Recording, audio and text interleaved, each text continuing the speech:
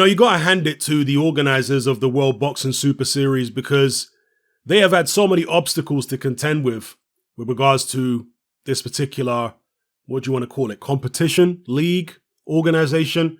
They've had a lot of obstacles to contend with, but they have just pushed through and soldiered on. And truth be told, I didn't think they would last this long, but they're obviously very serious. Now, we've got some good news here because on September 26th, so, not long now, in Munich, we will have the World Boxing Super Series final between Mairis Briedis and Yuniel Dorticos. I think this is a great fight. I think that Mairis Briedis has been one of the better cruiserweight champions to have come along in the past few years. And Yuniel Dorticos is one of the best value for money fighters in the entire sport. I mean, it's very, very rare that you'll see Yuniel Dorticos in a boring fight. He's usually in exciting fights. He lays it all on the line. He is not the typical Cuban who likes to be technical and, doesn't really like to get involved in a scrap. Yuniel Dorticos loves a scrap. He loves drawing people in to a firefight, and he's had some spectacular wins like his fight against Andrew Tabiti, where Tabiti was, boxing nicely and what have you. But in the end, Dorticos ground Tabiti down, caught him with a fantastic right hand and knocked him out late in the fight. So that's really the story of Yuniel Dorticos' career, is spectacular knockouts. We all remember in a previous season of World Boxing Super Series where he knocked out Kudryashov in spectacular fashion. Then obviously he fought, God, what's the guy's name? I forget his name, who has been moving up to heavyweight forever and isn't going to make his debut. Gassiev, excuse me. Fought Gassiev, came up short there. But here he gets a chance to redeem himself to a certain extent against Briedis, who I think most people would regard as being better than Gassiev. I know it's a different fighter and styles make fights. I think most people would say Briedis is better than Gassiev. So Dorticos versus Briedis, very, very interesting.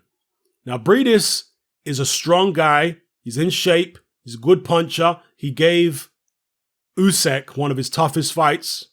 Maybe his very toughest fight was, Briedis. He boxes very well. Briedis, if he has a weakness, it could be that he doesn't like to fight on the inside. Yeah, he can fight a little bit on the inside, but he doesn't like it. And we saw that in the Mike Perez fight. In fact, what's happened to Mike Perez? Where is he? Because I still think he has a lot of talent, and particularly when he got himself down to cruiserweight, I think he could have done something there. In that Briedis-Perez fight, Briedis held incessantly. And I think that fight was actually in Briedis' home country. And he got away with, as I say, a ridiculous amount of holding, which could have got him disqualified if he'd been in there with a referee that, was willing to actually do what should be done. But he was given a hell of a lot of slack in that fight, allowed to get away with ridiculous amounts of holding and shut Mike Perez down. That, to me, is indicative of the fact that he doesn't really like to exchange up close, especially with somebody he perceives to be a dangerous puncher. He will go above and beyond to shut down the pocket, as Dwyer likes to call it, right? He doesn't want to exchange on the inside. Dorticos is exactly that kind of guy as well. He loves to exchange on the inside like Perez. Will Briedis try and shut him down in a similar way by holding and spoiling and all that kind of stuff? I certainly hope not. One thing I'll say about Dorticos is that, look, Perez is strong too, okay? And Perez can get out of clinches and do whatever. But Briedis is very strong in terms of clinching you. But I've seen Dorticos in many, many fights slip out of clinches and force the issue on the inside and still manage to get people in trouble.